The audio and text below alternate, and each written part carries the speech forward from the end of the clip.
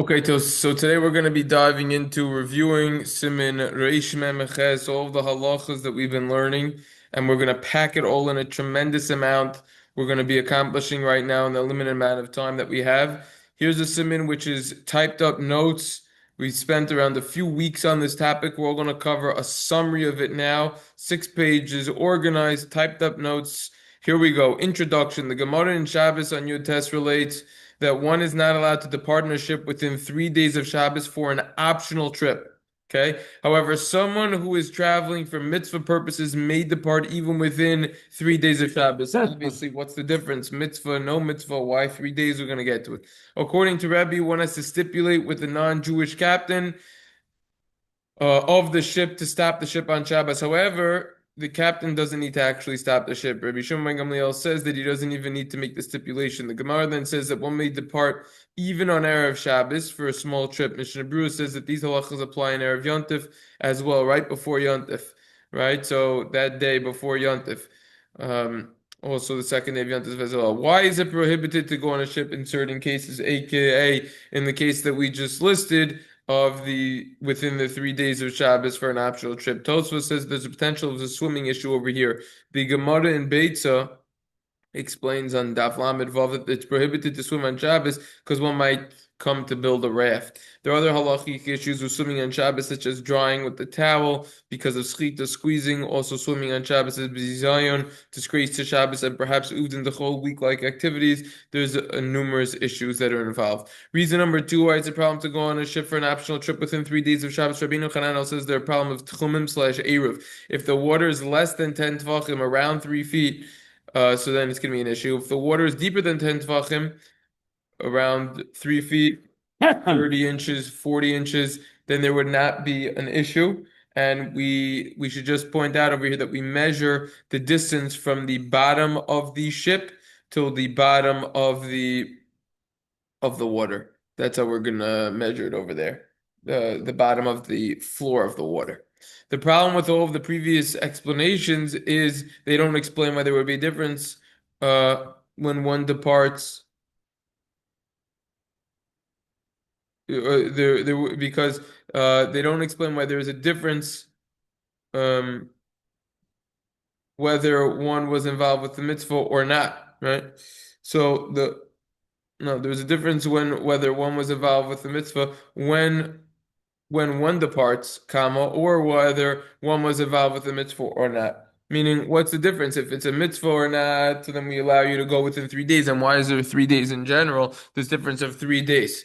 The Rif explains that going on a ship within 3 days of Shabbos will call a bittul or nullification of one's own or pleasure on Shabbos. During the first 3 days of a voyage, there's a chance in um, there's a change in one's cycle because of the movements of the ship. In other words, according to the Rif, one will get seasick if he goes on a ship within 3 days of Shabbos, which will take away from Oneg Shabbos. The salt which comes up from the water will also call him to have issues, meaning seasick issues. It's something else to keep in mind as well. Rif then says that someone who's going on a ship to perform a mitzvah is exempt. Is exempt from other. Okay, now someone who's going on a ship to perform a mitzvah is exempt from Oneg Shabbos because someone who is involved with the mitzvah is exempt from other mitzvahs. Osik mitzvah patur mitzvah. It should be pointed out that this reason might apply less nowadays. Our ships are made better, and therefore less people will get seasick. The reason of getting seasick doesn't apply to someone who knows that he doesn't get sick when he goes on ship. So, in other words, this reason is questionable nowadays if it even applies. But the logic behind this reason is incredibly relevant in the halachas that we're learning and the next siman as well. So it might not apply nowadays, and you have to know you have a ship, you go on it frequently, and you know you don't get sick, so then it wouldn't be an issue. Furthermore, our ships are made better, stronger. It would therefore be permissible for him to go on a ship, even for non-mitzvah purposes, and within 3 days of Shabbos. That's an important point. Reason number four, why it would be potentially problematic to go on a ship for an optional activity optionally going on a ship within 3 days of Shabbos. According to Razaz, the Jew might need to do a malacha himself on Shabbos because of pikuach nefesh. You're putting yourself in a situation which might cause you to violate Shabbos, and this is a recurring theme which we already learned about in this simon. We're going to be learning about in the future more as well. You can't put yourself in a situation which will cause you not to perform a mitzvah. I just want to add something in over here, which we didn't point out when we learned this simon over the past few weeks. This is why halachically it's going to be an issue to smoke marijuana or do drugs, because you're putting yourself in a situation which will now prevent you from performing other mitzvahs properly. Granted, your onus rachmana patre, when a person is high or the like, so he's considered extenuating circumstance, he can't do anything. True, but you put yourself in that situation not for a mitzvah purpose, and therefore that would be another issue to contend with and keep in mind. I already put out a shir on what does the Torah say about smoking weed and vaping and cigarettes. Reason number 5, there is a concern that someone who isn't Jewish might do malacha on behalf of the Jew, such as fixing the sail. So that's another concern. Mishnah Berurah explains that according to the reasons of malacha and tchumim, there's a difference if one departs within 3 days of Shabbos, because within 3 days of Shabbos it is connected to upcoming Shabbos. Okay. Now something else which we discussed in this simon. Is there anything else on ships? Okay, we discussed a lot of miscellaneous. That's it when it comes to the ships. Now we're going to go straight into the next very relevant and applicable topic that we covered in the simon, which is it permissible to use skates on Shabbos, roller skates, scooters, bikes, are they allowed? So Ber Moshe in the Shiles and Shuvas is a Debetziner. Okay, like Vav Simin Tezayin, he rules that a tricycle is permissible to use on Shabbos because everyone knows that it belongs to a kid. However, a two-wheel bike would be prohibited to use. Even so, regarding the tricycle, it's correct to remove the bell. It's correct to remove the bell or clog it up so that it won't make noise. One should stop a child who reached the age of education, from riding on a two-wheeler bike on Shabbos. Seemingly, this logic would equally apply to the scooter. The three-wheel scooters would be less of a problem as well. It should be pointed out that this is referring to non-electric. Anything that is electric is certainly prohibited to use on Shabbos. So we have to just establish that and narrow this down from the beginning. This is talking about specifically non-electric. The following is a list of halachic issues with using a bike, skates, or scooter on Shabbos. Number 1, Kaf HaChaim says that there's a potential Eruv issue. Someone might ride outside of the tchum of the city. That's in Simin Tov Dalal the Kaf HaChaim Oz Ches. You might ride outside of the city. So you could say with the three-wheel scooter, you don't have this concern as much because people don't go as far with them. They're just for short distance for kids, not really for traveling long distance. Kaf HaChaim also explains, same place, that it might break and you might come to fix it. This is one of the major reasons over here. It might break, it might come to fix it. When you say you might come to fix it, that means even if you're going to take an Allen wrench and just tighten the wheel, that itself is a problem. It's a problem of building, bona, makava patish, completing act, or a final blow. Take a look at the koibeitz mebeis midrasha shel beis shevet shel bal shevet alevin chilik vav, page 53. Be'er Moshe explains same place that it's similar to why the rabbis forbid using an instrument on Shabbos. The instrument might break, and then we will come to fix it. Refilling the air in the tires is very common, is a major concern and issues, at least for bikes, not for scooters. But that is an issue. Charles Shuvas Sitz Eliezer Chelik Zayin Simin Lamed. Reason number 3, yet again another Kaf HaChaim, there might be an area where you can't ride on. One would then need to carry it. If there isn't an area, this will be an issue of carrying. Something to think about as well over there. Okay, the Chsam Soifer in the Shal Shuvas Chilik Vav Simin Sadi Zayin, quoted by the Shil Shabbos and Chilik Al Simin Mem Hey, says that something that is a burden is prohibited on Shabbos, even if it's not part of the 39 Melachos. Shilas Yabetz says, Shilas Yaakov, excuse me, Chilik Al and Simin Mem Hey is a Hungarian Rav who is the son of the Maram Shik, son-in-law. This is considered Uvdin the Chol, which means a week-like activity. week-like activity would be an issue. He answers tshuva responsive by stating that it is impossible to believe that any Rav who paskins halacha makes legitimate halachic rulings and fears Hashem would permit this. Others argue on this reason of Uvdin Dachol, but this is certainly something to contend with. According to this, perhaps the three-wheeler might not be a problem with Uvdin Dachol. Rabbi Shmuel Vosner explains in the Kobetz Mebeis Midrashel Shel Baal Shevet Alevin Chelik Vav on page 53 that the halacha is that the way we walk on Shabbos must be different than the way we walk during the week. Riding on something with wheels is certainly more of an issue than walking differently on Shabbos. You can't argue with that one. So that's another problem. Rabbi Eliezer Waldenberg, Charles Tshuva Sitz Eliezer Chelik Zayin Simon Lamed explains that a lot of times the body moves around. And okay, I have to get the spelling on Google. And therefore, that could cause you to get sick and not have Oneg Shabbos, like we discussed before. It seems like he's touching a potential problem of a nullification of Oneg Shabbos, similar to someone who gets seasick and won't be able to eat properly, like we discussed. What about airplanes on Shabbos? Moshe Feinstein explains that people who fear heaven don't go on airplanes on Shabbos. That's what Moshe says. We learned this all inside in the Tshuva, Shal Tshuva Sigros Moshe Nor Chaim. Chelik Gimel Simin Sadivov. The Shal Tshuva is Minchas Yitzchak in Chelik Beis Simin Kuf Zion rules that it is prohibited to be on a plane on Shabbos, even if the plane is in the air the entire Shabbos. That's something to consider. The following is a list of problems of traveling on an airplane on Shabbos. Number one, there will certainly be a tchum problem once the plane lands. Okay, so that could be an issue. Shabbos, day of rest. Rambam explains that there are many things that are prohibited to do on Shabbos, even though they aren't an actual malacha. Certain things are prohibited to do just because they are similar to a malacha. Uvn dechol means something that is a weekday activity. This is an issue on Shabbos as well. Shabbos Chuvas Mishbetei Uzion or Chaim and Siman Tes. Uvn dechol issue. Sometimes traveling can cause people to get sick and throw up. This is a tract from one's own Shabbos, like we learned before. Many times there is turbulence on planes and people get nauseous. It's similar to the reasoning that Riff said regarding ships. What was the paragraph of Moshe's Tzal again? That he just said that you shouldn't go on a plane? Yeah, anyone that fears heaven shouldn't go on a plane. So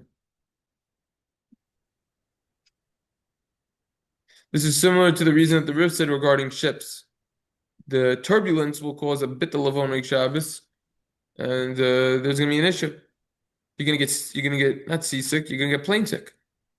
So Minchas Yitzchak says that the Torah this is in the Shalos Chuvas Minchas Yitzchak Chelik Beis Simin Kov Zayin. The Torah commands us to rest our body and soul on Shabbos.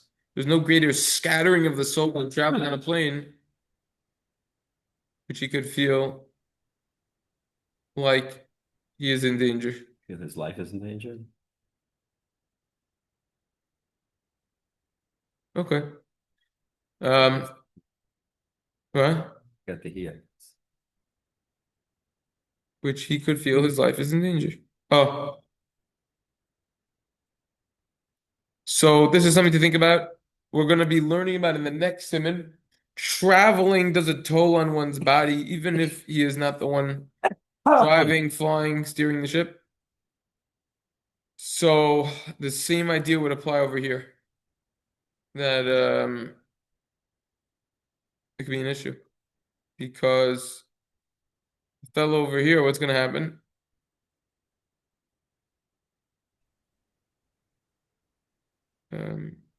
That could exist over here. That's what we're saying over here. All right? So it does something to the body. When a person travels, it causes a wear and tear in the body. That's a problem. That takes away from Shabbos. What about buses and trains on Shabbos? Following is a list of problems of traveling on a bus or a train. By the way, it should also just one thing be added. I saw in the what's the sefer called? Halachos What was that sefer?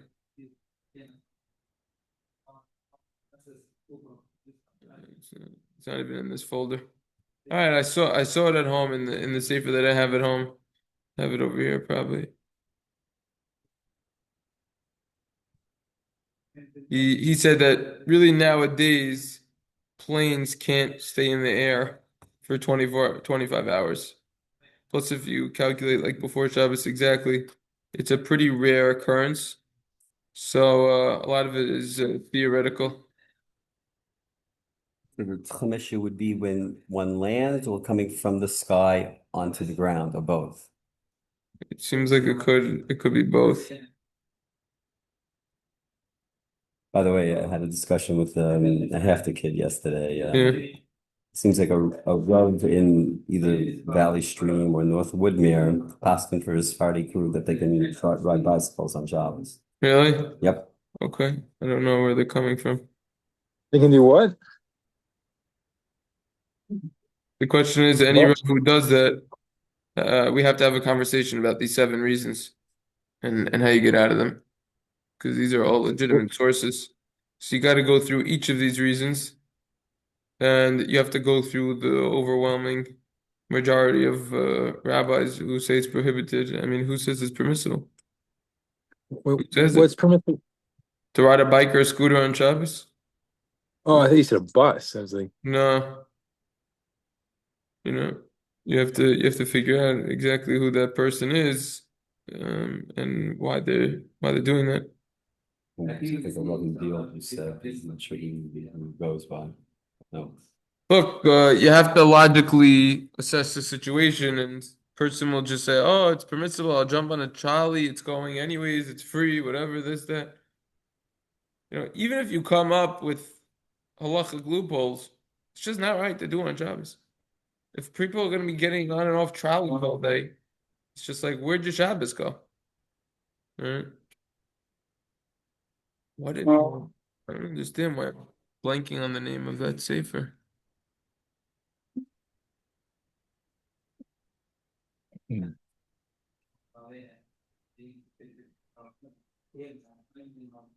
What's the name of that sefer that we use from Brooklyn? Oh, Otzer Halachos. Sorry, that's the name of the sefer. I saw in the Otzer Halachos that he made this point that a lot of times it's see right over here. He makes this point that it's very hard. I don't think I highlighted it, but I saw this on Shabbos. I could probably find it very quickly. It's very difficult to or impossible for a plane to go in the air the entire time. Oh, look, this is cut off prematurely. To stay in the air the entire Shabbos. Yeah, it's cut off. It'll be right here. Sinus Avir. Flieger? It's probably the Yiddish word. I didn't make a cut it off too early. Whatever. Okay, moving right along. The following is a list of problems of traveling on a bus or train on Shabbos. It might go outside of the Tchum. That's going to be one issue. Erev. There's a problem. There's a problem if the bus will just stop for a Jew.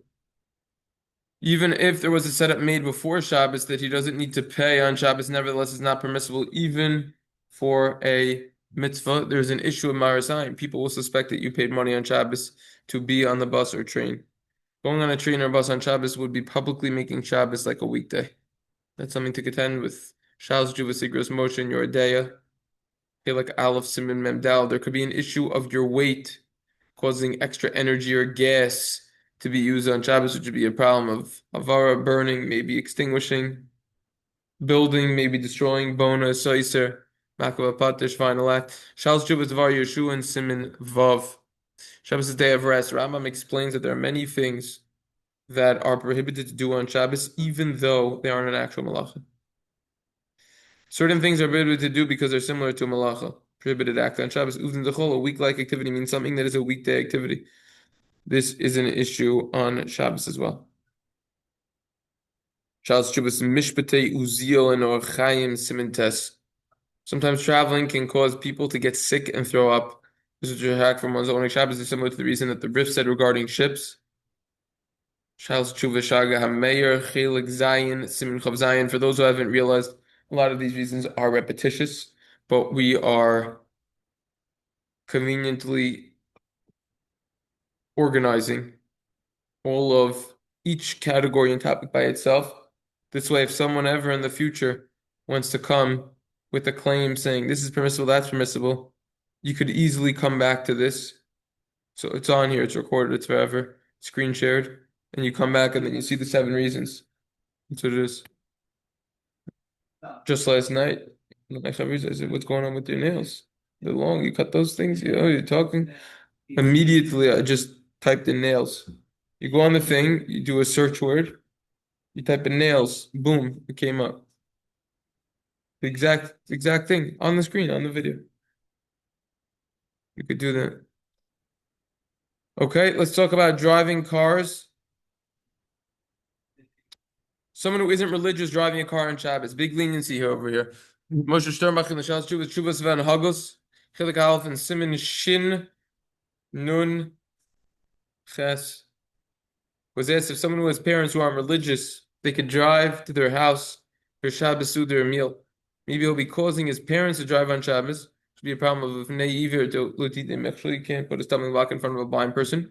Or could we assume that they would have been driving anyways, and hopefully this will slowly cause them to become religious? Shuvas Van Hagos rules that there is no problem of placing a stumbling block in front of a blind person here.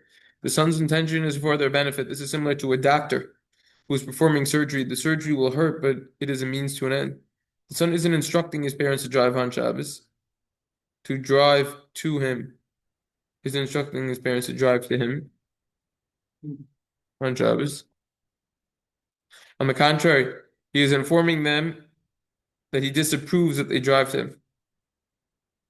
There therefore isn't a problem of placing a stumbling block in front of a blind person or a lifnei yidiver lotitein michshel. However, there's still a serious concern of Shabbos desecration. They therefore shouldn't park their car right outside of his house. Let's start with elevators on Shabbos. Moshe Feinstein in the Shalos Shuvah Sigur's motion or Chaim Chilik Beis Simin Sadi rules that it's prohibited to enter an elevator on Shabbos and Yom Tov when a wicked Jewish person enters. In other words, if someone who isn't religious is going to be pushing buttons and doing something for you, you're not allowed to partake in that. When someone who isn't Jewish enters for his own needs, it is technically permissible to enter into the elevator. So technically it will be permissible if you're not going to touch buttons. However, it's still prohibited to enter the elevator because of Marasayan. People are going to look at you. People are going to say, oh, he's touching buttons in the elevator. Rabbi Feinstein then says that he spoke with experts who know about elevators. I'm going to rephrase this.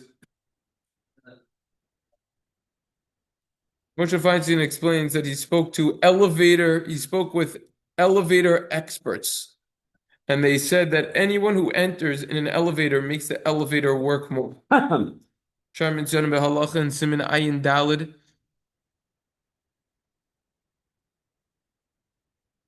Os. Hey quotes Charles Chuvas Pri Hasada, who says this idea as well.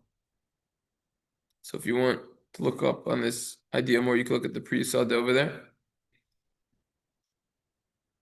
Accordingly, it would be prohibited from the letter of the law to enter an elevator on Shabbos or Yom Tov.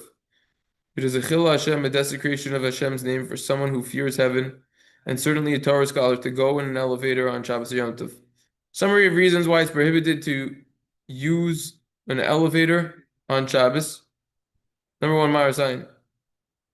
People are going to look at you and say it's permissible. Number two, causing the elevator work harder, which, by the way, Moshe Feinstein talks about this over here.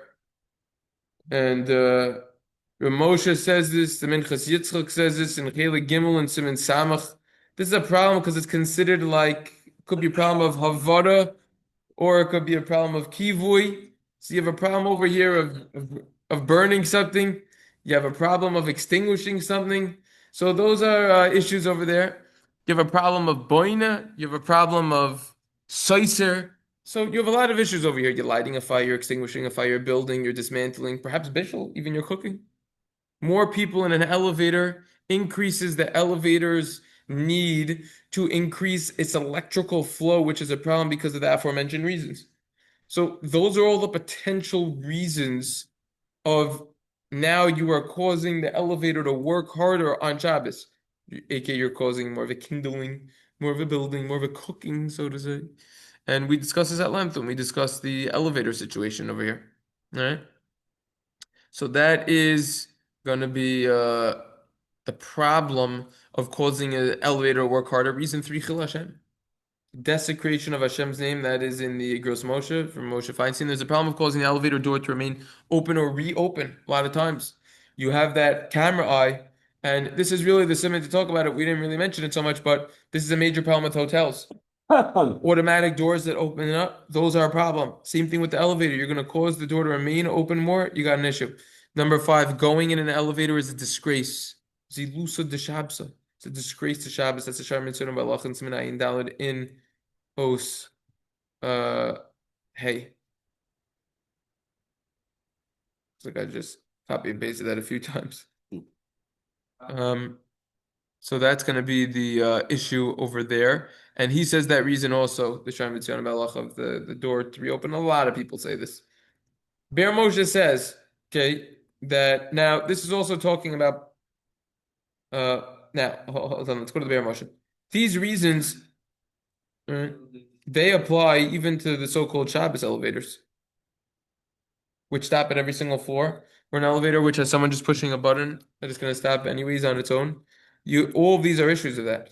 The Be'er Moshe and the Shalos Teshuvas Be'er Moshe, Hilik Zayin and Simon Kuv Zayin in the Kuntras electric section says that a healthy person who uses an elevator on Shabbos Yom Tov will be judged in the future.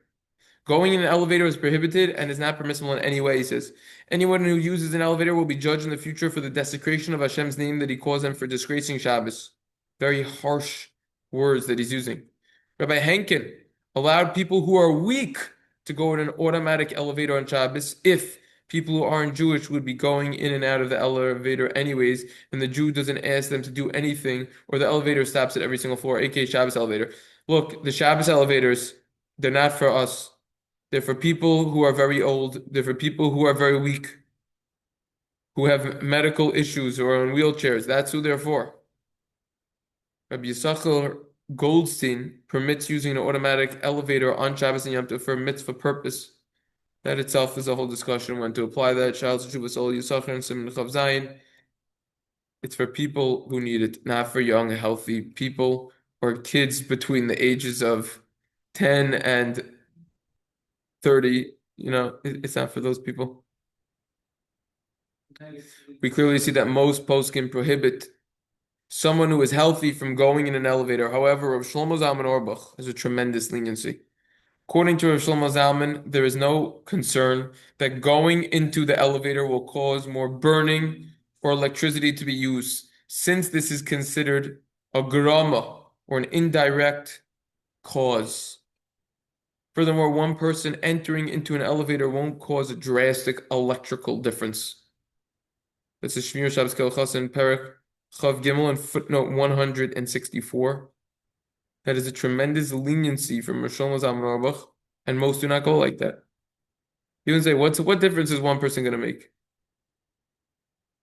That's his main idea.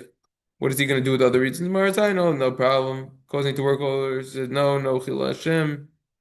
This is still a problem for Rosh Hashanah Zalman Auerbach. You got to be very careful with the door. All right? But again, most don't go like that. So therefore, don't misunderstand what we are saying over here. If someone is older, if they need the elevator for walking purposes, it's too hard for them to walk, they're allowed to take it. There's no question. No one's saying otherwise. What we're saying over here is a healthy person should not be using an elevator. Person's got to be smart also. You shouldn't be buying the penthouse of a 90-story building in New York City. right? Nowadays they're building all these apartment buildings and stuff like that. That's like an Eretz Yisrael. Yeah, how many floors? I don't know, so they're like 10, 11 floors at least. 10, 11 floors. That's rough. So, person has to think about that before he purchases an apartment or rents one. Um, the question becomes little kids. I would assume someone with many little kids is already in the category of someone who's weak.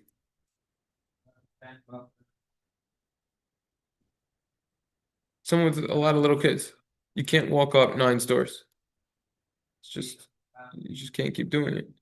It's just too hard, especially if they're very, very little. And they can't really walk upstairs yet. What are you going to carry them all up and everything?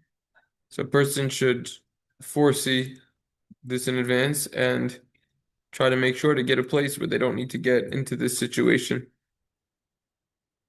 We're going to end with surgeries over here. It's preferable not to have an optional surgery performed within 3 days of Shabbos and Yom Tov. This only applies if there is no danger by waiting and there is no current pain. By the way, I added to this and I did more research yesterday and made PDF files and looked into it. Shulchan Shlomo says this. That's what Shlomo Zalman Auerbach and R. Simon and Oath Gimel. The reason for this is having a surgery close to Shabbos could leave lingering painful effects even several days later. This will detract from one's own Shabbos. Furthermore, one might need to desecrate Shabbos by doing something necessary after the surgery. 44, Shiles and Chuvas, Mishnah Halachos and Chelech Ches Simin Nun Dalet says this. It's certainly prohibited for someone to do tactics to exempt himself from a mitzvah. One isn't allowed to enter a dangerous scenario in order to exempt himself from performing a mitzvah. That's an important point. You can't bring yourself to a situation that will exempt you from taking a mitzvah. You can't take an what do you call it, an Ambien? Those sleeping pills right before you got to do mitzvahs. Can't do that. Same thing over here with the surgery. Shmir Shabbos Kol Chasam, Perek, Lamed, Beis, Os Lamed Gimel says that B'diavad post facto, if the surgery was done against halacha, it's permissible to desecrate Shabbos if the patient is in danger.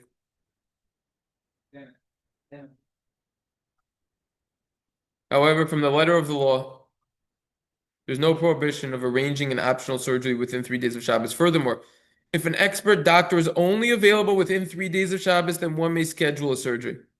This is brought in the Shulchan Shlomo yet again.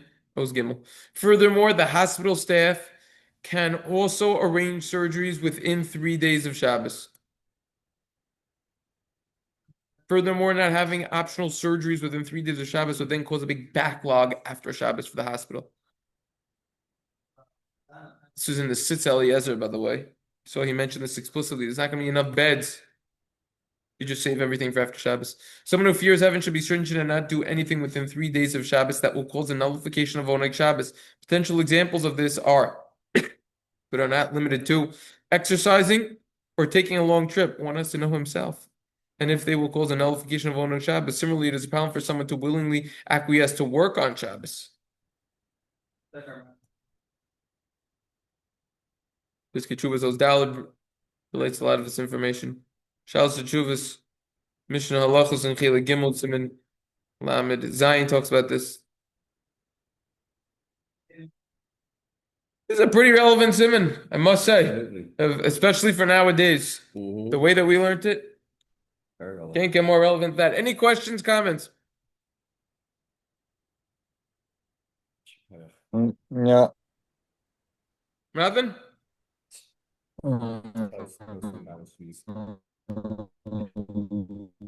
It's toast and cottage cheese. Anything about questions, comments?